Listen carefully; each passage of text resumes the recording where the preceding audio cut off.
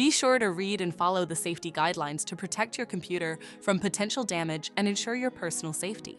For more information about safety guidelines, see the owner's manual at dell.com/support. Before you begin, turn off the computer and disconnect all the attached peripherals.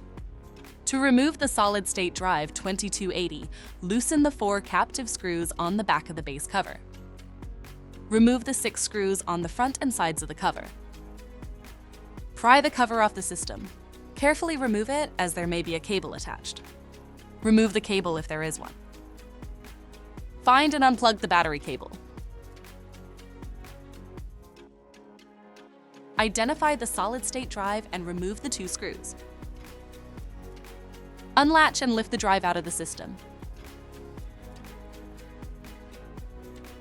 To reinstall the solid-state drive 2280, place it back in the system. Relatch and install the 2 screws to secure the drive. Plug in the battery cable and reconnect any cable that was attached to the base cover.